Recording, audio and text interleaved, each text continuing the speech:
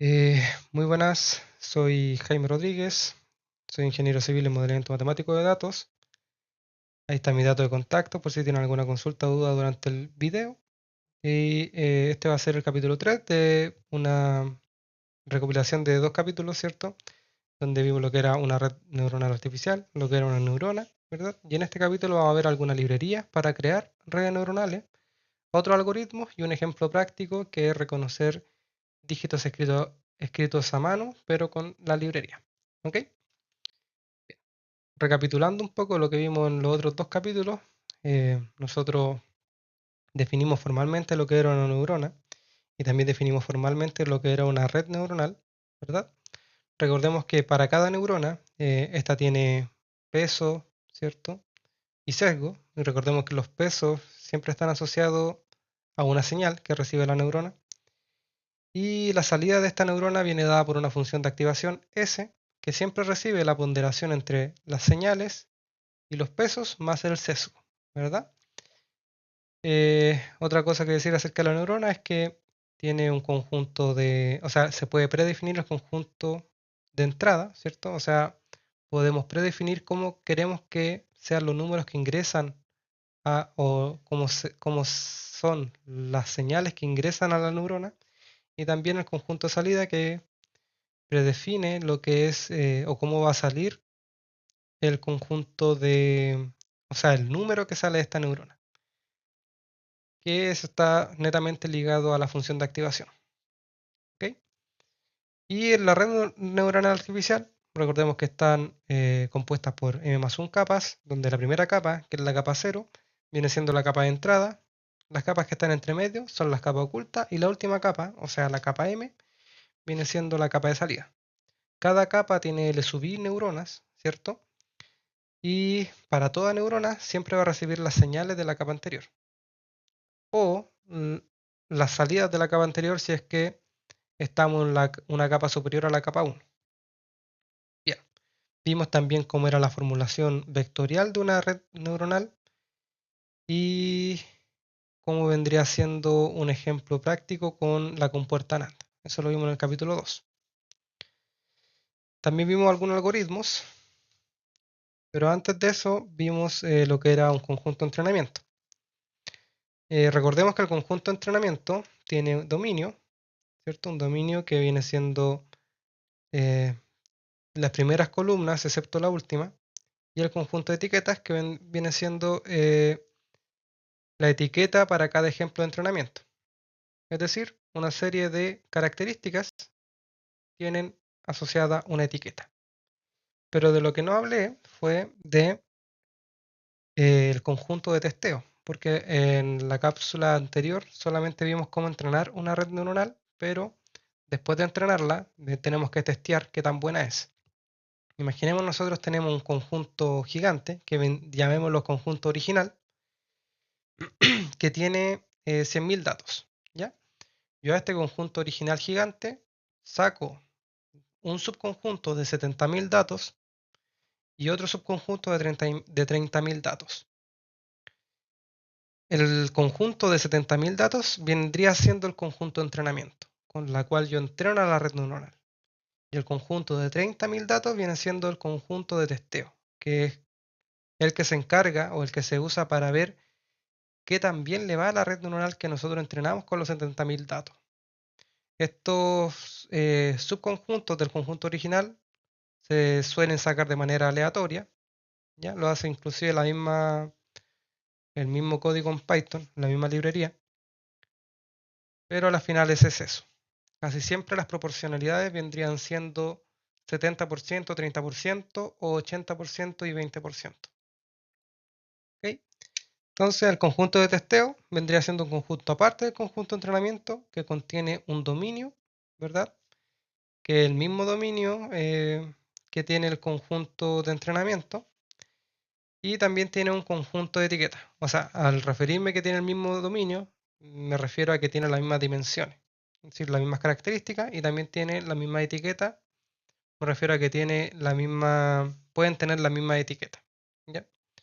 No me refiero a que sean iguales, sino que tienen el mismo conjunto, las mismas dimensiones. ¿Ok? y se usa para testear cuántos aciertos o desaciertos tiene la red neuronal. Muy bien. Además de esto, nosotros vimos ciertos algoritmos. Bueno, el único algoritmo que hemos visto hasta ahora es el descenso del gradiente. Que recordemos que lo que hacía esto era, nosotros le ingresábamos una función de costo, y esta función de costo recordemos que se obtenía mediante el conjunto de entrenamiento, ¿verdad? Y mientras más grande sea el conjunto de entrenamiento, más compleja y más grande va a ser la función de costo. Y también le ingresábamos un eta que determinaba la influencia del gradiente, R, que vendría siendo la estructura de la red neuronal, W y B, que vienen siendo los pesos y los sesgos de la red neuronal, pero expresados en vector. ¿Okay? Y lo que hacía el algoritmo era algo sencillo, ¿cierto? Mientras se cumplía algún criterio de parada o si es que la función de costo valía 0, o sea, todavía no, o si la función de costo no vale 0 durante el algoritmo, lo que se hacía era actualizar cada peso y cada sesgo. ¿De qué manera? Bueno, nosotros al peso le restábamos eta, que era este valor que predeterminado casi siempre vale 0.1 o 0.01, por la derivada parcial de la función de costo con respecto al peso o al sesgo que nosotros queremos actualizar. Y esto iba iterando hasta que se cumpliera algún criterio de parada o eh, la función de costo vale 0, cosa que es un caso utópico que casi nunca pasa. Bien. Ahí están más o menos las cosas que vamos a ocupar para los otros dos algoritmos que quiero ver en esta cápsula, que viene siendo el descenso del gradiente estocástico, ¿cierto? Y el descenso del gradiente por minilote. Algo a aclarar aquí es que en muchas librerías o en muchos libros se suele decir que el descenso del gradiente estocástico es justamente el descenso del gradiente por minilotes, ¿ya? Pero el descenso del gradiente estocástico se ocupa en el descenso del gradiente por minilotes, pero no son iguales, ¿ya? Aunque se puede decir que este de aquí, el descenso del gradiente por minilotes, también es un descenso del gradiente estocástico porque ocupa probabilidad para escoger algunos conjuntos de entrenamiento. ¿Ya? Pero esto lo vamos a ver más en detalle a continuación. Ok, partamos con el más simple, con el algoritmo base, que es el descenso del gradiente normal, ¿cierto? El de toda la vida. Nosotros tenemos un conjunto de entrenamiento, ¿ya? Y a este conjunto de entrenamiento nosotros podemos calcular, o sea, podemos definir una función de costo, ¿cierto? Y mientras más grande sea este conjunto de entrenamiento, más compleja es esta función de costo y más grande va a ser, ¿verdad? Pero tiene tamaño n y definimos la función de costo. ¿Ok? Cosa que es algo difícil si es que el conjunto de entrenamiento es muy grande. Y más difícil es calcular la derivada de una función muy compleja y muy grande. ¿Ok? Por eso este algoritmo funciona muy bien cuando el conjunto de entrenamiento es relativamente pequeño. Cuando es relativamente muy grande, este algoritmo computacionalmente es muy costoso.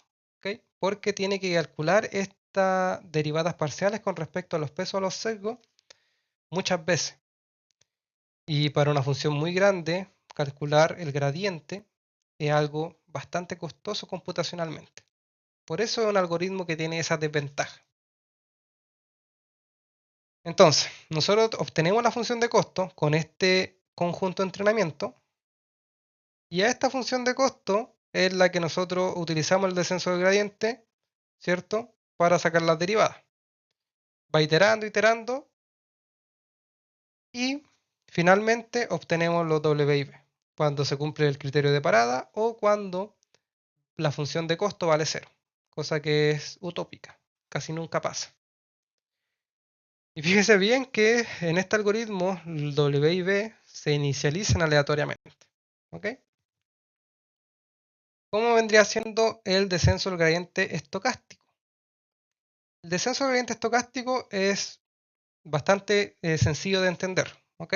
Nosotros tenemos el mismo conjunto original, el mismo conjunto de entrenamiento que tiene largo n,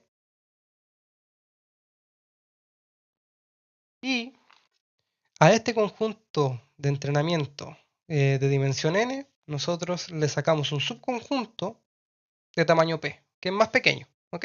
Es de tamaño p, de dimensión p. Y a este subconjunto que vamos a llamar t sub d, este d es porque este subconjunto lo sacamos mediante una distribución d, ¿ya? Que puede ser aleatoria.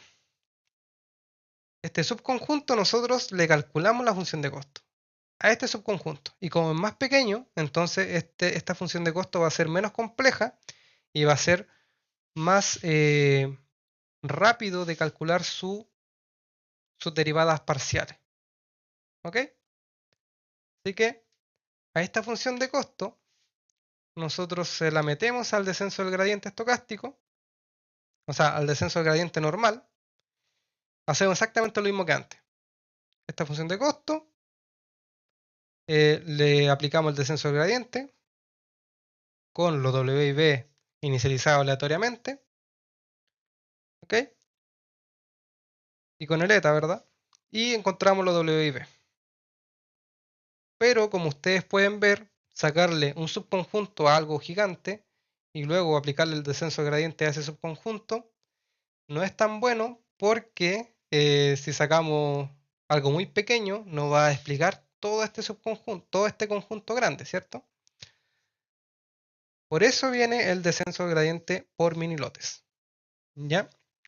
Y este descenso del gradiente por minilotes también.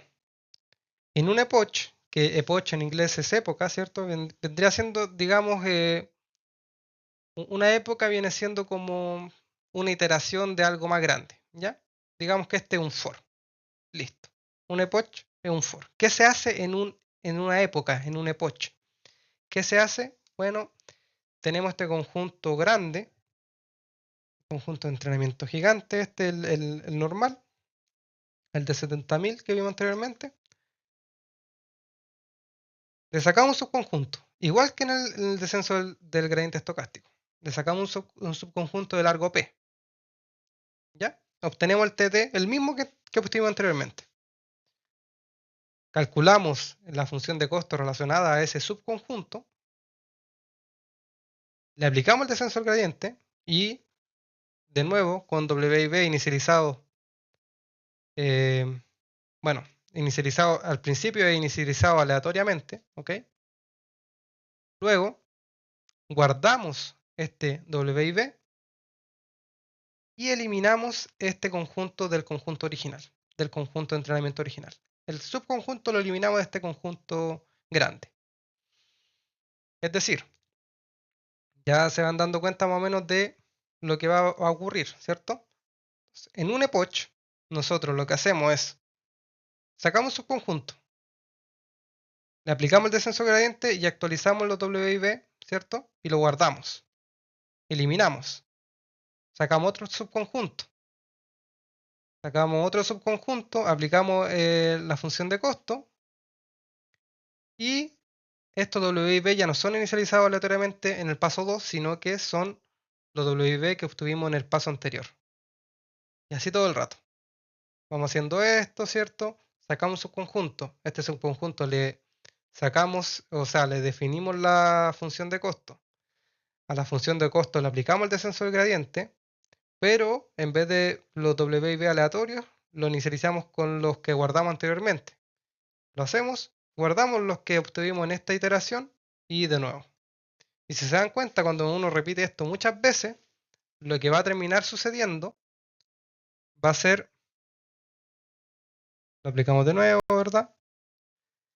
Va a ser que el conjunto original quede vacío, ¿ya? Entonces, cuando queda vacío, ¿qué es lo que ocurre? Ahí recién termina la época, ahí recién termina el epoch. Cuando el conjunto de entrenamiento queda vacío, el epoch actual se termina y se da lugar a otra época y se hace exactamente lo mismo. Pero en la otra época, el primer paso no es con los W y B aleatorios, sino que son los W y B de la época pasada. Solamente en la primera época, de la primera iteración de la primera época, se hacen aleatoriamente la WIP. Después se van guardando siempre. Los pesos y los secos se van guardando hasta que se cumpla la cantidad de epoch que uno predefine. Por ejemplo, si yo quiero 5 epoch, le pongo 5 y esto lo va a hacer 5 veces. ¿Ok? Entonces, hay otra variante que se llama Adam, ¿ya? Que no es de sensor gradiente por minilotes, sino que es Adam, que es una versión alterna a este algoritmo que solamente cambia en un aspecto, y es que va cambiando este eta. El eta se va haciendo cada vez más pequeño porque si es que nosotros mantenemos el eta, puede pasar de que nos pasemos de la solución óptima. Así que en cada iteración este eta va haciéndose más pequeño hasta que termina el epoch y después vuelve al predeterminado. Pero esto lo hace la máquina, ¿ya? Uno no lo va haciendo como...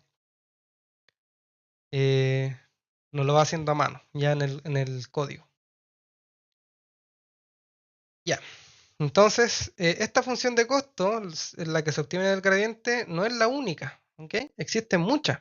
Aquí saqué de esta página, que fue la primera que me apareció en Google, cuando quise estudiar un poco las funciones de costos que habían para la red neuronal, para redes neuronales artificiales.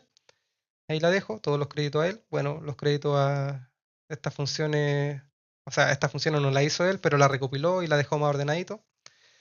Así que, bien. Está la raíz cuadrada media, ¿cierto?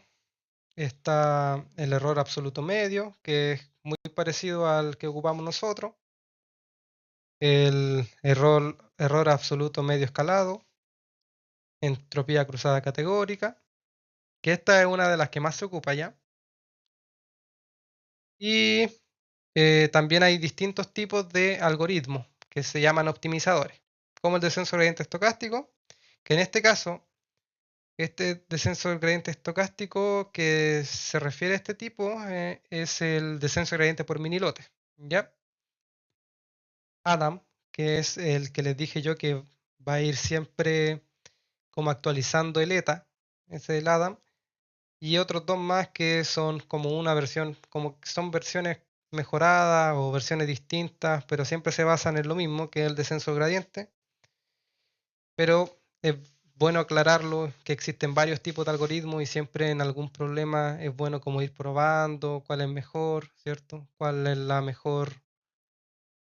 mejor optimizador, las mejores funciones de activaciones, que eso también va a ir cambiando.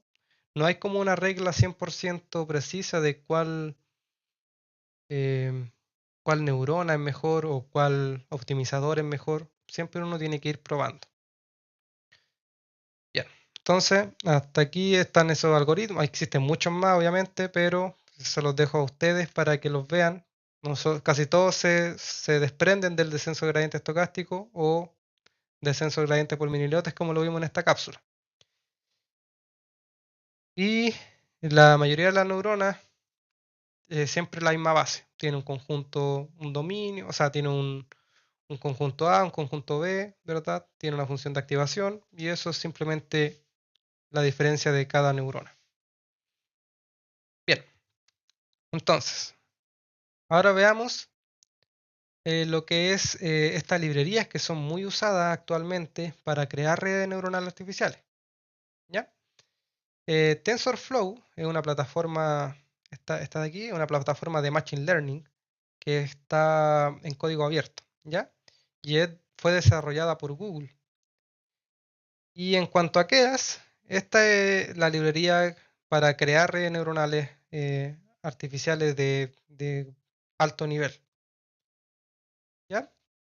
Que actúa como una API sobre TensorFlow y otros backends de Deep Learning. Juntos, sumándolos, ¿cierto? Ofrecen una forma poderosa y flexible de construir, entrenar y desplegar modelos de Machine Learning en Python, ¿ya? Estas son las dos que se ocupan bastante para hacer redes neuronales en Python. Listo. Son dos librerías, una orientada al Machine Learning, la otra netamente para redes neuronales, pero son las que vamos a ocupar para crear una red neuronal artificial que reconoce dígito escrito a mano. ¿Ok? Otro dato que tengo que dejar que tengo que dejar en claro es lo que es el set de datos del MNIST. ¿Ya?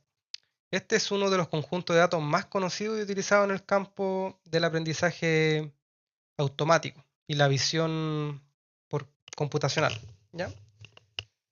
¿Qué es lo que es? Bueno, es un conjunto de imágenes que son, digamos que había una universidad, ¿cierto? Un tipo mandó a que varios estudiantes escribieran dígitos escritos a mano, ¿cierto? Del 0 al 9, ¿ya?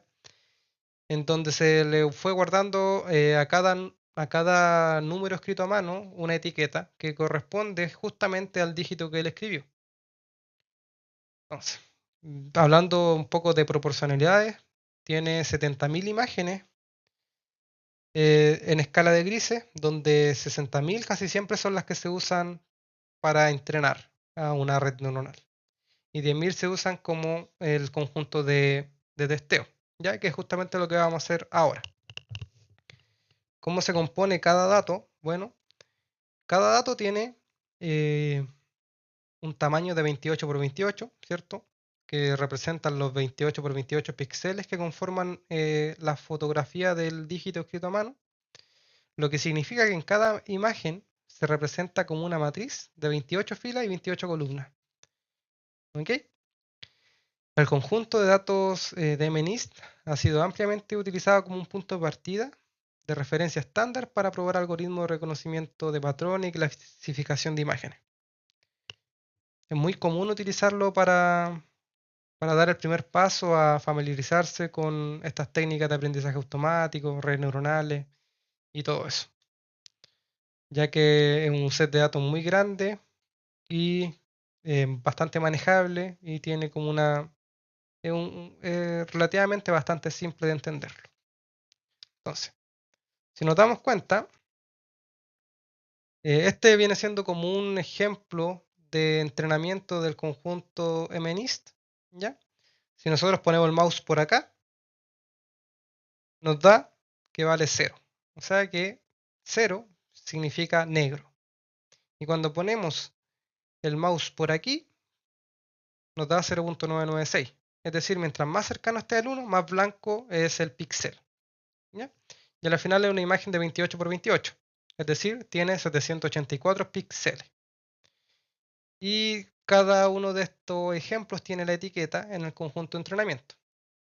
Para que se lo vayan como imaginando, el conjunto de entrenamiento es como algo así, donde tiene 784 columnas, ¿cierto? En donde cada ejemplo de entrenamiento tiene números entre 0 y 1, ¿verdad? Donde recordemos 1 significa blanco, 0 significa negro, y al final tiene la etiqueta. ¿Ok?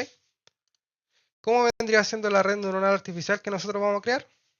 De esta forma, bueno, pueden haber varias formas, la verdad, pueden agregar más capas si ustedes quieren, pueden poner más neuronas en esta capa si es que ustedes desean, pero yo lo hice así porque fue lo que me resultó, ¿ya? O fue algo, un resultado eh, relativamente bueno. Entonces, al principio recibe, ¿qué es lo que recibe? Los píxeles, ¿cierto? 784 píxeles. O sea, la capa de entrada, la capa 0, tiene 784 señales. ¿Ok? La capa oculta tiene 128 neuronas y la capa de salida tiene 10 neuronas. Donde la capa de salida viene siendo algo del estilo, a ver si lo dejan escribir. Viene siendo algo del estilo, por ejemplo, si nosotros ingresamos una imagen de 28 por 28 que tenga un 1, ¿verdad? Una imagen de un 1. Entonces, esto lo que dice, lo que va a sacar va a ser, o lo que tendría que sacar, vendría siendo 0 en la primera neurona, después 1 y después todas las demás 0. 0, 0, 4, 5, 6, 7, 8, 9, 10. ¿Ok? Eso es lo que dice la capa de salida. Es lo que tendría que arrojar si es que ingresamos una imagen de un 1. Pero algunas veces, o sea, la mayoría de las veces no es tan exacto, sino que aquí en vez de poner un 1, ponen, no sé, un 0.98, ¿ya? Y todas las demás puede ser 0.01, ¿cierto? 0.2, va, 0.02, 0. Ahí van ustedes viendo. Casi nunca es, a lo que voy es que casi nunca es 100%, va a salir un 1 al 100%, sino que van a salir datos parecidos al 1, pero no el 1. ¿Ok? Si aquí ingresáramos un 2, entonces este de aquí vendría siendo un 0 y este de aquí vendría siendo el 2. Perdón, aquí este de aquí vendría siendo un 1. Eso. Y los pesos, tiene muchísimos pesos, ¿cierto? 784 por 128, que no sé cuánto es eso. Y 128, bueno, 12.000, 1.280 pesos en la capa 2. En la capa 1 tiene muchos pesos, en la capa 2 igual tiene muchos pesos, pero menos que en la capa 2. O sea, que en la capa 1. Ok, esta vendría siendo como la red neuronal que nosotros queremos crear en Python. ¿Cómo lo hacemos?